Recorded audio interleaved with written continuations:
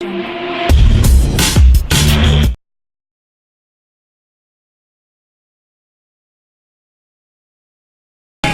علیکم ناظرین، آج ہم موجود ہیں جی ایبٹ آباد مین بازار میں. اور مین بازار میں اس گلی کو کیا کہتے ہیں؟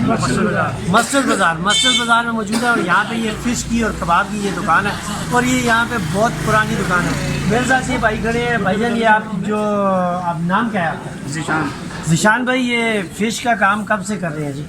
یہ ہو گیا ہمارے 35-40 سال ہو گیا اس کام میں. اچھا، یہ جو ابھی آپ مچھلی صاف کر رہے تھے، یہ کون سی ہے؟ اس کا کیا نام ہے؟ اس کو ٹافی بھی بولتے ہیں اور اس کو چڑا بھی بولتے ہیں. ٹافی بھی بولتے ہیں اور جڑا بھی بولتے ہیں. اور یہ دوسری جو ہے یہ والی، یہ ایک مچھیر ہے، ایک سلور ہے اور ایک رو ہے.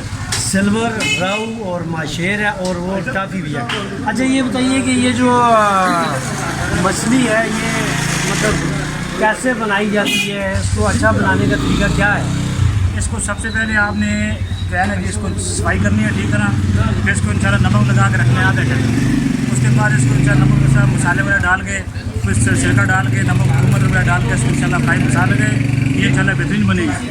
مطلب ناظرین، انہوں نے آپ کو یہ بتایا جی کہ اس فش کو نمک لگا کے اگر آپ رکھ دیں اور آدھا گھنٹہ اس کو چھوڑیں، اس کے بعد مسالہ وغیرہ لگا کے پھر اس کو آپ فرائی کریں تو یہ بہترین تیار ہوتی ہے. اور فش بنانے کا انہوں نے طریقہ بتایا. یہاں پہ ہم دیکھیں گے کہ یہ دیکھیں، یہ ان کی دکان ہے جہاں پہ یہ فش بناتے ہیں. اور یہ بھائی ہیں ہمارے ساتھ، آپ ذرا آئیں گے جی؟ یہ یہاں پہ بھائی بناتے ہیں. بھائی جان، کیا نام ہے آپ کا؟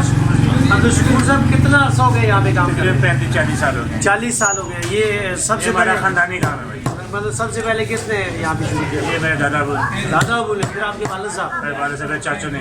اچھا، اب آپ تیسری نسل ہیں ماشاءاللہ. اچھا، اب اس کام میں پہلے کے بنسبت ابھی کوئی آپ فرق محسوس؟ بہت فرق ہے. مہنگائی کی وجہ سے بہت فرق ہے. ایسے ہماری مہنگی ہوگی چیزیں، مٹیریل وغیرہ سب مہنگا ہے، تو کوالٹی میں فرق آ گیا. چیزیں بہت مہنگی ہونے کی وجہ سے تو کام میں بہت اثر پڑ گیا. کام پہ اثر پڑ گیا. بہت شکریہ عبدالشکور بھائی. ناظرین، میں یہ اپنا کام کر رہے تھے، میں نے کو بلایا. آج ہم نے آپ کو یہ بتایا جی فش کیسے بنائی جاتی ہے. اور یہ ہمارے ساتھ یہ جو ایبٹ آباد کے سب سے پرانے جو فش بنانے والے تھے، ان سے آپ کی ملاقات کرائی.